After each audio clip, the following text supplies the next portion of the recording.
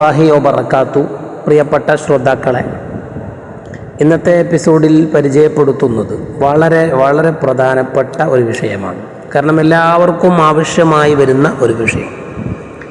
കളഞ്ഞുപോയ വസ്തുക്കൾ, കാണാതെ ആയിപ്പോയിട്ടുള്ള വസ്തുക്കൾ, ആ വസ്തു നമ്മുടെ കൈകളിലേക്ക് തിരിച്ചു കിട്ടാൻ, അത് എത്ര പഴകിയതാണെങ്കിലും എത്ര കാലം മുൻപ് നഷ്ടപ്പെട്ടു പോയതാണെങ്കിലും അതുമായി ബന്ധപ്പെട്ട ഒരു വിവരം നമുക്ക് ലഭിക്കുകയും അതിനുള്ള പരിഹാരം നമുക്ക് കിട്ടുകയും ചെയ്യുന്ന വളരെ പ്രധാനപ്പെട്ട ഒരു ദിക്റും ദുആയുമാണ് ഈ എപ്പിസോഡിൽ പരിചയപ്പെടുത്തുന്നത്. കാണാതാവുക എന്ന് പറഞ്ഞാൽ നമുക്ക് നല്ല ഓർമ്മയുണ്ട്, നമ്മുടെ വീടുകളിൽ തന്നെ നമ്മൾ വെച്ചതാണ്, വീട്ടിൽ തന്നെ വെച്ചത് നമുക്ക് കാണാതെ ആയതാണ്, വീട്ടിൽ നിന്ന് തന്നെ നഷ്ടപ്പെട്ടു പോയതാണ്, അത് നല്ല ഓർമ്മയുണ്ട്.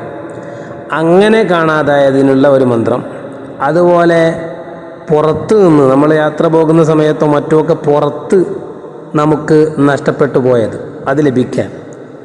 അതുപോലെ കുറേ പഴകിയിട്ട് ആരുടെയെങ്കിലും കൈകളിൽ പെട്ടുപോയി, പക്ഷെ അവരന്ന് അത് എടുത്തു ഉപയോഗിച്ചു, അതിൻ്റെ ഉടമസ്ഥർക്ക് കൊടുത്തില്ല.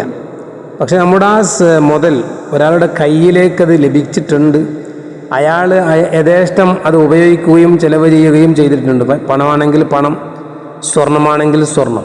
പക്ഷേ നമ്മൾ ഈ ദിക്ർ, ഈ ദുആ അങ്ങ് നടത്തുകയാണെങ്കിൽ അവരുടെ മനസ്സിൽ ഒരു മാറ്റം വരികയും അത് നമ്മിലേക്ക് അവരറിയിക്കുകയും, ഇങ്ങനെ കിട്ടിയിട്ടുണ്ട്, നമ്മൾ വ്യക്തമായി അറിഞ്ഞിട്ടുണ്ടെങ്കിൽ അങ്ങനെ, അല്ലെങ്കിൽ നമ്മൾ ഈ ദിക്ർ ചൊല്ലലോടുകൂടി ഇങ്ങനെ നഷ്ടപ്പെട്ടിട്ടുണ്ട് എന്ന് പരസ്യപ്പെടുത്തണം.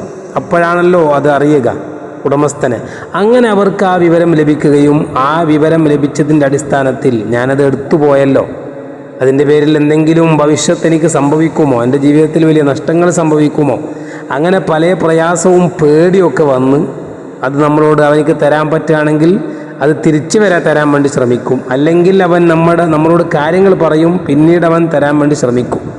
ഇങ്ങനെയൊക്കെ അത്ഭുതകരമായ മാറ്റങ്ങളുണ്ടാകുന്ന, ഫലങ്ങളുണ്ടാകുന്ന, കാണാതായ പോയ വസ്തുക്കൾ തിരിച്ചു ലഭിക്കാൻ ഉതകുന്ന വളരെ പ്രധാനപ്പെട്ട ഒരു ദിക്റും ദുആയാണ് പഠിപ്പിക്കുന്നത്.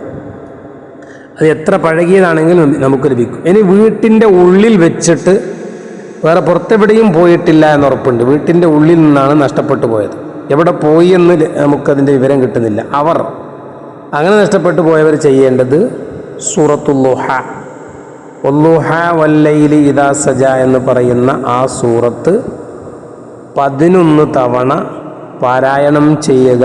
എന്നിട്ട് ആ നഷ്ടപ്പെട്ടു പോയ വസ്തു ലഭിക്കാൻ വേണ്ടി അള്ളാഹുവിനോട് ദുആ ചെയ്യുക. ഇത് വീട്ടിൻ്റെ ഉള്ളിൽ നഷ്ടപ്പെട്ടത്. ഇനി പുറത്താണ് നഷ്ടപ്പെട്ടത് എങ്കിൽ നമ്മൾ അവിടെ ദുആ ചെയ്യേണ്ടത്, അത് ശരിക്കും നിങ്ങൾ കേട്ട് മനസ്സിലാക്കുക.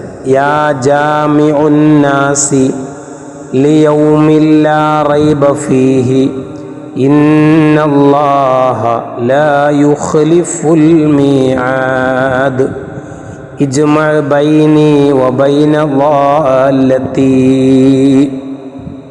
യാ ജാമിഉൻ നാസി ലിയൗമിൻ ലാ റൈബ ഫീഹി ഇന്നല്ലാഹ ലാ യുഖ്ലിഫുൽ മീആദ് ഇജ്മഅ ബൈനി വബൈന ളാല്ലതി എന്ന് 111 തവണ ചൊല്ലണം. അത് പുറത്ത് നഷ്ടപ്പെട്ടു പോയത് ലഭിക്കാൻ.